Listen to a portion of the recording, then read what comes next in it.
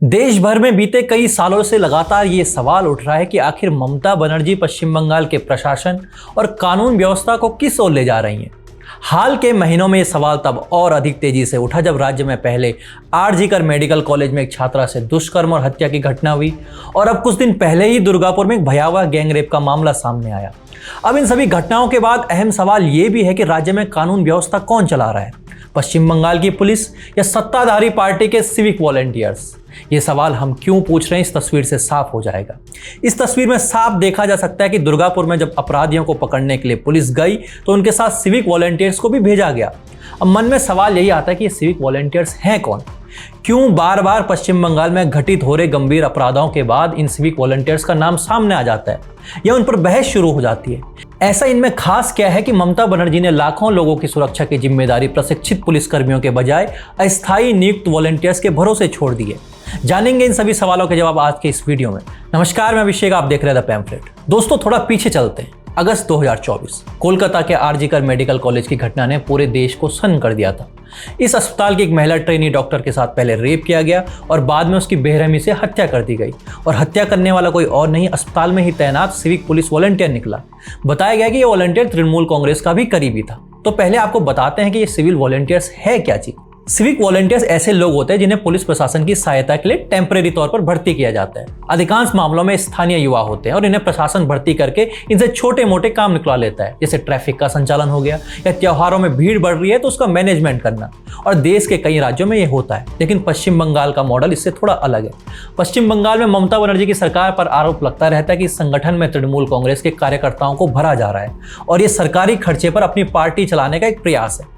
अब आरोप तो ये सभी है कि इनकी भर्ती प्रक्रिया में सीधे तौर पर तृणमूल कांग्रेस के पदाधिकारियों का भी हस्तक्षेप रहता है और इसका परिणाम क्या होता है यह हमने आरजी कर मेडिकल कॉलेज की घटना में देख ही लिया। उस अपराध के लिए आरोपी सिविक वॉलंटियर ही था और राजनीतिक तौर पर बहुत शक्तिशाली भी। यहाँ तक कि वह न केवल कोलकाता पुलिस की गाड़ी में चलता था बल्कि कुछ आरोपों के अनुसार वो ट्रांसफर पोस्टिंग भी कंट्रोल करता था। अब ऐसा काम कोई आम व्यक्ति तो कर नहीं सकता।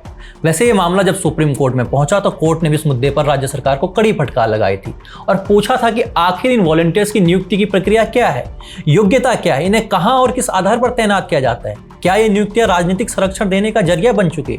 ये हम नहीं कह रहे, सुप्रीम कोर्ट के सवाल थे। अदालत ने साफ कहा कि कानून व्यवस्था जैसे संवेदनशील क्षेत्र को राजनीतिक भर्ती और वॉलंटियर मॉडल पर नहीं छोड़ा जा सकता। लेकिन हकीकत आज भी पश्चिम बंगाल की इससे उलट है। शुरुआत में तस्वीर में हम आपको बता ही चुके हैं। सवाल है कि जब सिविक वॉलंटियर्स को केवल ट्रैफिक नियंत्रण जैसी सीमित जिम्मेदारियों में लगाया जाना चाहिए था, फिर उन्हें सीधे पुलिस के साथ अपराधियों की धरपकड़, गश्त और संवेदनशील जगहों पर तैनात क्यों किया जाता है? क्या ममता बनर्जी के लिए मुद्दे नगण्य हैं? नहीं, असल में ममता बनर्जी को इससे सीधे दो फायदे हो रहे हैं। पहला ये कि सिविक वॉलंटियर्स की भर्ती होती रहेगी तो पुलिस की भर्ती नहीं करनी पड़ेगी। पुलिस भर्ती नहीं करनी होगी तो पुलिस भर्ती पर नया फंड भी नहीं बनाना पड़ेगा और ये फंड किसी अन्य कार्य के लिए उपयोग के लिए काम आता रहेगा। सुरक्षा का क्या है, वो तो होता ही रहेगा। पश्चिम बंगाल में 60,000 से अधिक पुलिस पद खाली पड़े हैं। जी हाँ, 60,000। और हाल ये है कि 1 लाख की आबादी पर पश्चिम बंगाल में केवल 97 पुलिसकर्मी हैं। यानी हर नागरिक पर पुलिस का अनुपात पहले से ही बेहद कमजोर है। फिर भी सरकार के पुलिस बल को मजबूत करने के बजाय लगातार अस्थायी सिविक वॉलंटियर्स की नियुक्ति कर रही है, क्योंकि इसी में छुपा है उनका दूसरा फायदा। वो क्या? वो ये कि अपने कार्यकर्ताओं को इन पदों पर एडजस्ट करो, भले ही वो इसके योग्य ना हो, उन्हें रोजगार का एक झुंझुना पकड़ाओ और फिर एक अपना सिस्टम तैयार कर दो। पश्चिम बंगाल में टीएमसी सरकार आने के बाद से लगातार सिविक वॉलंटियर्स की भर्ती में इजाफा हुआ है। वर्तमान में पश्चिम बंगाल में 1,24,000 से अधिक सिविक वॉलंटियर्स काम कर रहे हैं। इनकी संख्या पुलिस से लगभग 2 गुनी है और ये समय के साथ बढ़ती ही चली जा रही है। विपक्ष और कई सामाजिक संगठन खुलकर कहते ही रहते हैं कि इन वॉलंटियर्स की भारी संख्या पैरेलल सर्विलांस सिस्टम की तरह काम कर रही है, यानी इन्हें स्थानीय स्तर पर विपक्षी कार्यकर्ताओं की गतिविधियों पर नजर रखने और राजनीतिक संदेश पहुंचाने के लिए इस्तेमाल किया जाता है, क्योंकि वॉलंटियर्स पार्टी के प्रति जवाबदेह रहते हैं, न कि जनता या सिस्टम के प्रति।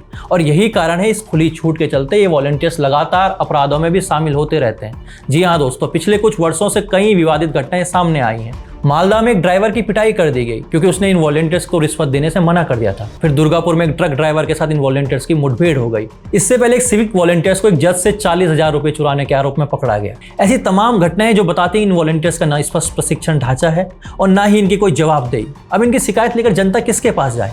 जिन्होंने इनको नियुक्त किया गया उनके पास? जब सैया कोतवाल तो डर काहे का, ये तो वही वाली बात है। जबकि कोर्ट इन मामलों में कई बार अपनी राय स्पष्ट कह चुका है। मार्च 2023 में कलकत्ता हाई कोर्ट ने एक आदेश दिया था। इसके अनुसार सिविक वॉलंटियर्स को कानून व्यवस्था के कामों में नहीं लिया जा सकता है, लेकिन फिर भी ये कानून व्यवस्था में लगे हुए हैं। सुप्रीम कोर्ट ने राज्य सरकार को स्पष्ट रूप से निर्देश दिया था कि संवेदनशील स्थानों पर वॉलंटियर्स की तैनाती न हो और पुलिस बल को मजबूत किया जाए। लेकिन ममता बनर्जी कहाँ न्यायालय की सुनती है। यही मॉडल दिल्ली में अरविंद केजरीवाल ने भी फॉलो किया था और हो सकता है कि अन्य राज्य भी इसे फॉलो करें। सोचिए दोस्तों, कितना खतरनाक है कि आपके चारों ओर आपकी सुरक्षा के लिए किसी पार्टी के कार्यकर्ता घूम रहे हैं। जब जनता को सुरक्षा चाहिए होती है तब वो पुलिस को बुलाती है, लेकिन बंगाल में पुलिस के साथ जो लोग आते हैं सत्ताधारी पार्टी से जुड़े अस्थायी वॉलंटियर्स होते हैं। यही वो मॉडल है जो न केवल कानून व्यवस्था को खोखला कर रहे हैं बल्कि लोकतांत्रिक संस्थाओं पर भरोसे को भी कमजोर कर रहे हैं। अब जाते जाते एक सवाल यह कि क्या कलकत्ता हाई कोर्ट और सुप्रीम कोर्ट इस पर संज्ञान लेगा कि उनके निर्देशों को, उनके आदेशों को पश्चिम बंगाल सरकार द्वारा अनदेखा किया जा रहा है। ये पैटर्न जारी रहा तो भविष्य में आरजीकर मेडिकल कॉलेज जैसी विभत्स घटनाएं पश्चिम बंगाल में आम हो सकती हैं। और सीएम ममता बनर्जी का क्या है, वे तो कह देंगे कि सिविक वॉलंटियर्स के बारे में तो जानते ही थे, तो घर से बाहर निकले ही नहीं। धन्यवाद।